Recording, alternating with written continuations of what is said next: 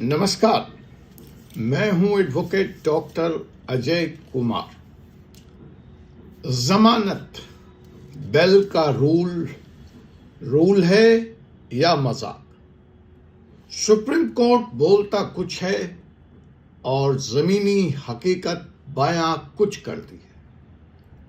और क्या है इसके पीछे का काला सच? आइए आज हम खोलते हैं एक बड़ा राज, जमानत अर्थात बेल पर। दोस्तों, मैं हूं एडवोकेट डॉक्टर अजय कुमार पांडे और इस वक्त आप देख रहे हैं 4C सुप्रीम लॉ पार्टनर्स का कानूनी चैनल।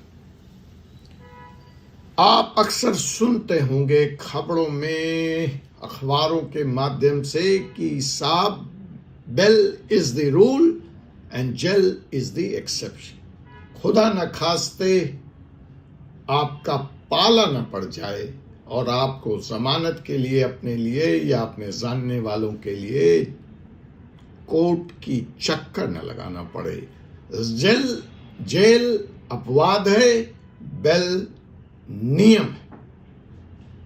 सुनने में यह बात बड़ी अच्छी लगती है, लेकिन जरा रुकिए और हाथ उठाकर दिल से बताइए, क्या सच में आपको ऐसा लगता है या लग रहा है कि बेल रूल है, या यह महज सुप्रीम कोर्ट का एक जुमला है जो किताबों में लिखा है और एक प्यारा सा डायलॉग है जो टीआरपी बटोरने के लिए या तालियां बजवाने के लिए बोला जाता है अक्सर सुप्रीम कोर्ट में, जहां खुद सुप्रीम कोर्ट इस कानून को मानने से मना करता है, तो फिर भला हाई कोर्ट, सेशन कोर्ट और मैजिस्ट्रेट कोर्ट की हम बात ही क्या करें। आज हम आपको वही सच बताने वाले हैं जो सिस्टम नहीं चाहता है कि आप तक पहुंचे। आप इस काले सच से वाकिफ हो। नीचे की अदालतों में बेल का खेल बन चुका है और कौन कौन इसको मिसयूज कर रहा है, और आम आदमी को ऐसा क्या करना चाहिए कि वह इस सिस्टम के नीचे, वो इस काले सच के नीचे दब कर न रह जाए। यह एक कड़वा सच है, बिना फिल्टर, बिना डर। आज इस वीडियो में हम आपको रूबरू कराते हैं उस काली सच्चाई से। सुप्रीम कोर्ट सालों से बोल रहा है बेल रूल है, गिरफ्तारी आखिरी विकल्प होनी चाहिए, व्यक्तिगत स्वतंत्रता को महत्व दें। यूं तो जब आप सुप्रीम कोर्ट के चार दीवारी से बाहर निकलकर मैजिस्ट्रेट की कोर्ट तक जाते हैं तो ऐसा लगता है कि सुप्रीम कोर्ट का हर जजमेंट जज्बातों के साथ खिलवाड़ है, किताबी डायलॉग है। चाहे वो Satyendra Kumar until versus CBI हो, चाहे वो ललिता कुमारी वर्सेस उत्तर प्रदेश हो, चाहे वो अर्नेश कुमार का जजमेंट हो, चाहे वो कस्टोडियल टॉर्चर पर डीके बसु का जजमेंट हो, बस किताबों में ही अच्छा लगता है। ग्राउंड जीरो की हकीकत तो कुछ और ही बयान करती है। खैर, आज हम सीमित रहते हैं इस बेल के खेल पर। बेल रूल है, गिरफ्तारी आखिरी विकल्प होना चाहिए, व्यक्तिगत स्वतंत्रता को महत्व दें। लेकिन निचली अदालतों में आप बॉडी लैंग्वेज ही मैजिस्ट्रेट साहिबा और सेशन जज साहिब के देखकर समझ जाते हैं कि यहां तो जेल ही रूल है और बेल एक्सेप्शन। पुलिस कह दे नॉन कॉपरेशन, बस हो गया। दिमाग चलाने से पहले कस्टडी सेट। ना कोई पिटीशन पढ़ना है, ना उसमें लगे एविडेंस देखना है कि कैसे मुजलिम ने, एक्यूज ने पुलिस के साथ कॉपरेट करने की हर संभव चेष्टा की है, इन्वेस्टिगेशन ज्वाइन करने के लिए हर तरीके से आगे रहा है। पुलिस का रटाया cut and paste dialogue, non cooperation, काम खत्म। मैजिस्ट्रेट को लगता है बेल दोगे, सवाल जवाब होंगे, सेफ खेलो, जेल भेज दो। सेशन कोर्ट आप पहुंचते हैं, वह तो और भी सेफ खेलना चाहता है, कहता है हाई कोर्ट भेज दो, देख लेंगे। हाई कोर्ट कहता है ट्रायल कोर्ट ने क्यों नहीं दिया, हमारे पास क्यों आए, और आप या आपका मुजरिम कोर्ट से बाहर पुलिस वैन के अंदर पढ़ रहा है, jail is the exception and bail is the rule. उसे नहीं पता कि उस वैन के बाहर इस डायलॉग की कीमत कुछ भी नहीं है। सुप्रीम कोर्ट में जो फिलॉसफी है, जो दर्शन है नीचे की अदालतों में, वही डर बन जाता है। वैसे सुप्रीम कोर्ट का भी आलम जुदा नहीं है, वहां भी ऐसा लगता है कि यह कोई और सिस्टम था जिसने ये बात कही थी। आज के इस दौर में उस डायलॉग का कोई मतलब नहीं। किसी को डर है कि अगर बेल दे दिया तो मीडिया क्या बोलेगी, किसी को डर है कि अगर बेल दे दिया तो उनके ऊपर किसी तरह का भ्रष्टाचार का, ढील देने का, नॉन स्ट्रिक्ट होने का आरोप लग जाएगा। और इस डर से बचने के लिए, सेफ खेलने के लिए होता है परेशान कौन, खड़ा होता है कौन, सफर कौन करता है, वह आम इंसान जिसके नाम पर संविधान बना है, we the people of India. लेकिन ऐसा लगता है कि इस संविधान के दायरे में ही अदालत है, इसी संविधान के दायरे में कानून है, लेकिन इस दायरे से वो we the people of India, वो जो आम जन है, वह इसमें से गायब है, वह कहीं नहीं है। इंडिया में बेल का मतलब कोई रूल नहीं है साहब, ये कंप्लीट डिस्क्रिशन गेम है। जिस जज की, जिस मैजिस्ट्रेट की अदालत में आप खड़े, ना फैक्ट से कुछ लेना देना, ना कानून इस बारे में क्या कहता है उसकी कोई अहमियत है। सच कड़वा होता है, उसी तरह का यह सच भी है, लेकिन है तो सच। भारत में जमानत जज साहब की मूड, जज साहब के डिस्क्रिप्शन पे चलती है।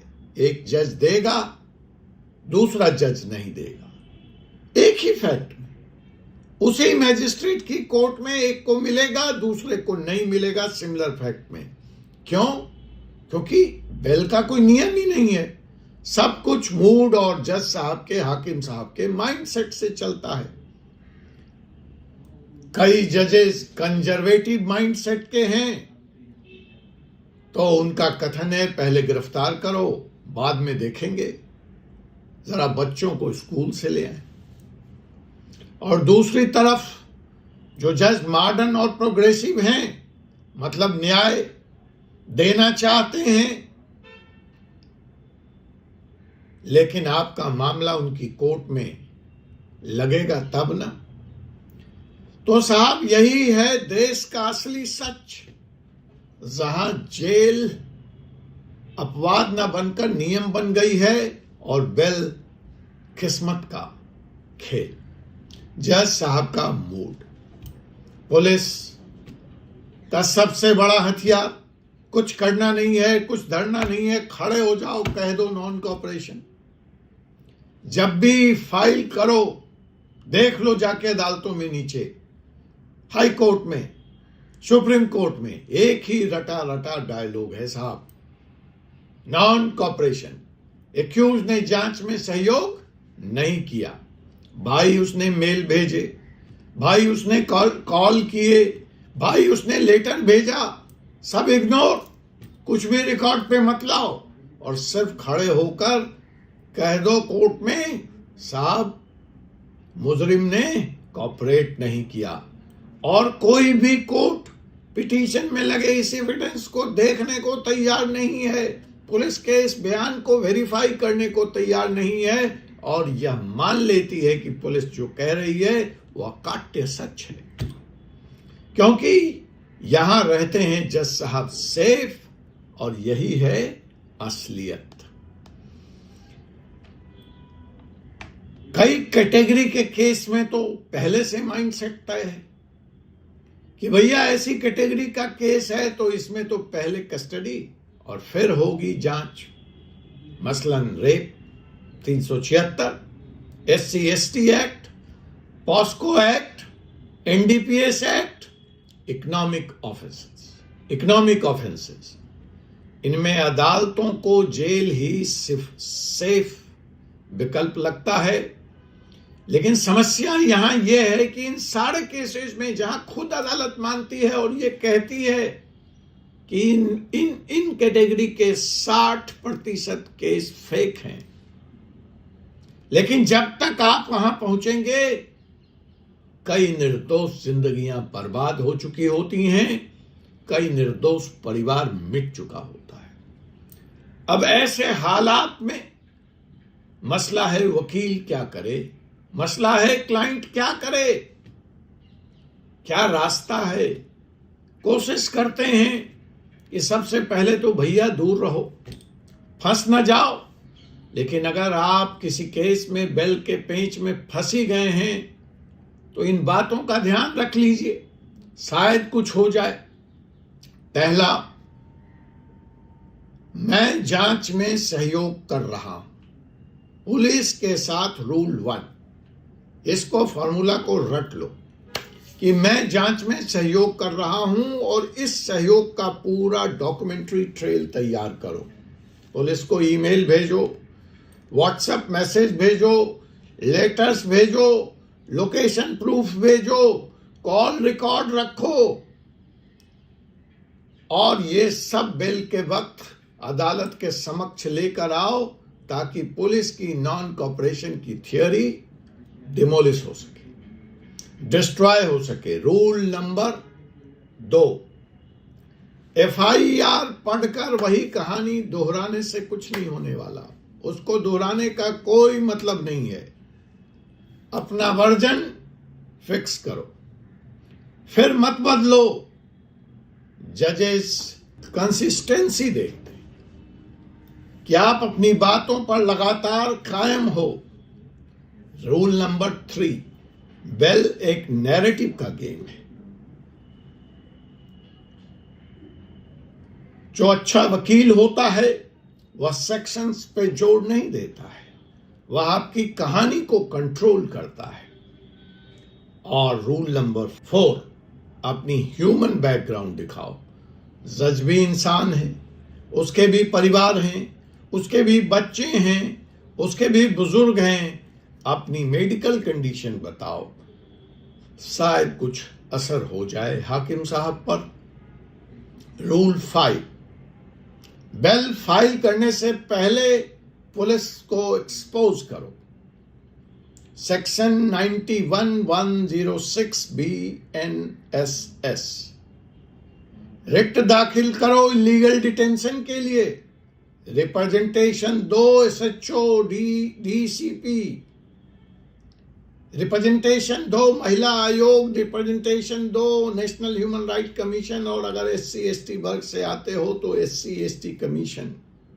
ये आपके कुछ गोल्डन वीपन हैं, शायद काम कर जाए।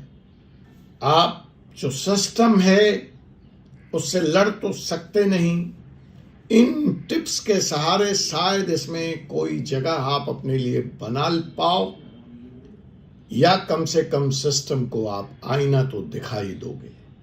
सिस्टम कहता है जेल अपवाद है, बेल नियम है, लेकिन नीचे की अदालतों में यह लाइन सिर्फ पोस्टर पर अच्छी लगती हैं। वैसे सुप्रीम कोर्ट भी अपवाद नहीं है। सच्चाई यह है कि भारतीय न्याय व्यवस्था में बेल देना और बेल लेना दोनों साहस का काम है, नियम का नहीं या फिर किस्मत का।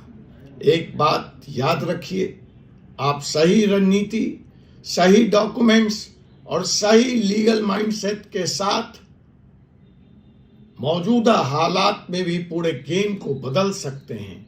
हो सकता है थोड़ा वक्त लग जाए, निराश होने की जरूरत नहीं। यह वीडियो सिर्फ ज्ञान नहीं है, यह वीडियो सिस्टम को आईना दिखाने का प्रयास है। और अगर आपको लगता है कि इस वीडियो में सच बोला गया है तो इस वीडियो को इतना शेयर करो, आज इतना शेयर करो कि कानूनी सिस्टम भी सोचने पर मजबूर हो जाए और उसको यह पता चल जाए कि अब सच सुनने का वक्त आ गया है। आपसे पुनः मुलाकात होगी एक ऐसे ही विषय के साथ अगले एपिसोड में। तब तक के लिए मुझे advocate doctor Jai Kumar Pandey, advocate supreme court of India को अनुमति दीजिए। जय हिंद, जय भारत, जय हिंदुस्तान।